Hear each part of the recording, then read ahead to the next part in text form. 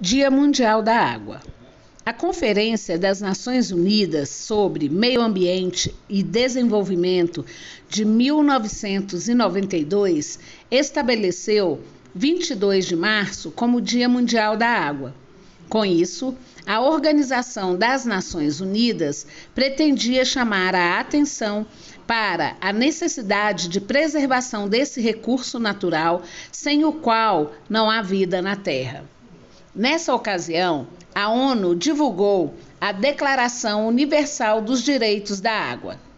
No documento foram apresentados pontos importantes, entre os quais o artigo 10º se destaca.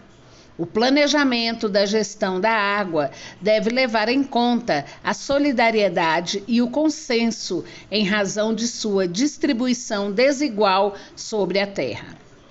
30 anos se passaram desde que a data foi instituída, e embora a conscientização da população tenha aumentado, pela maior oferta de informação e pela militância dos grupos de defesa do meio ambiente, a destruição da água também aumentou.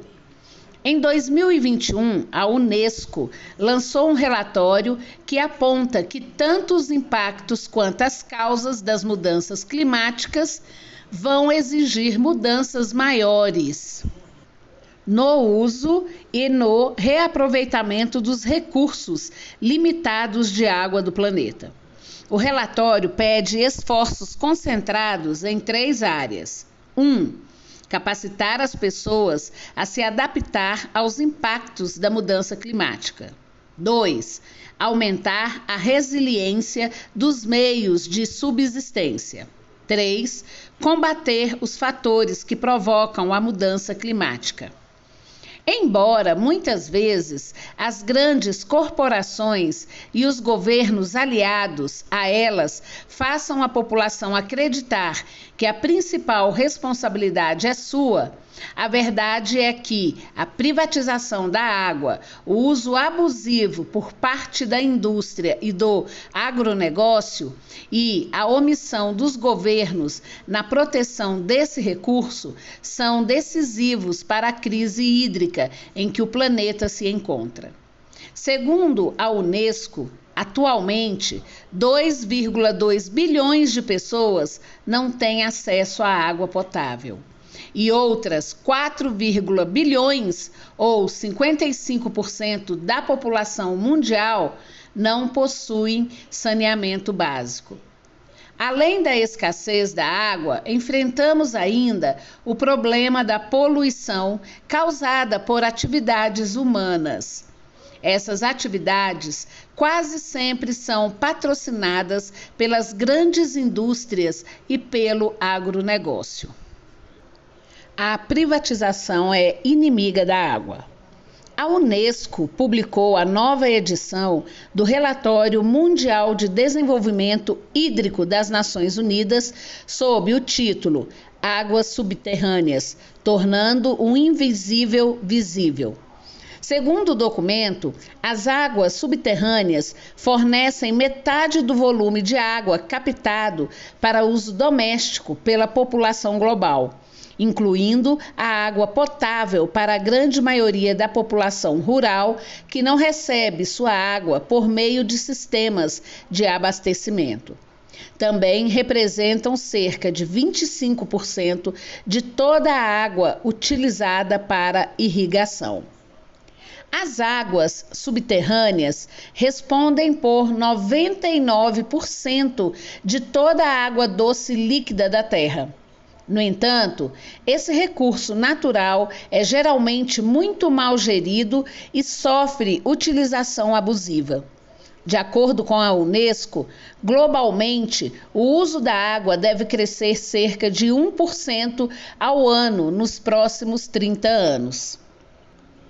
Sendo assim, a dependência da humanidade em relação às águas subterrâneas deve aumentar, na medida em que a disponibilidade de água da superfície se torna cada vez mais limitada devido às mudanças climáticas.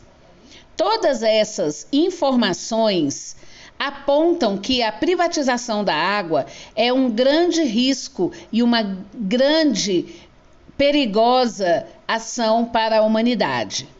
A água é um bem público indispensável para a vida, cuja distribuição e utilização devem ser tratadas com cuidado e respeito.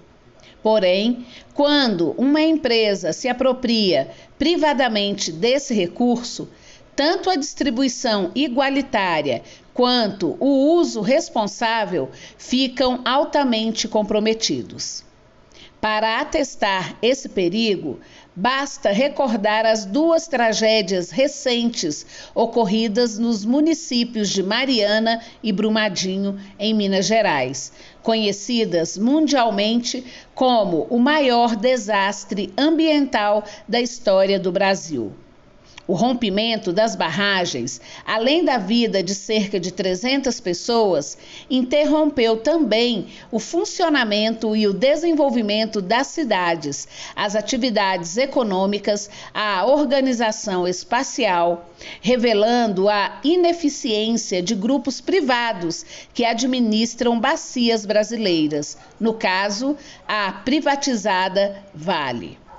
A apropriação privada da água é inadmissível, ainda mais por organizações que visam ao lucro e não a garantia de direitos.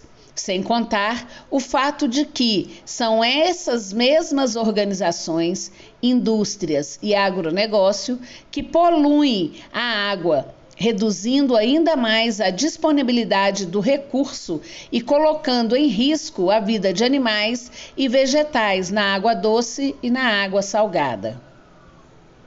Fórum Mundial da Água. Nesta segunda-feira, 21, começou em Dakar o 9º Fórum Mundial da Água. A última edição, a 8ª, aconteceu em março de 2018 em Brasília.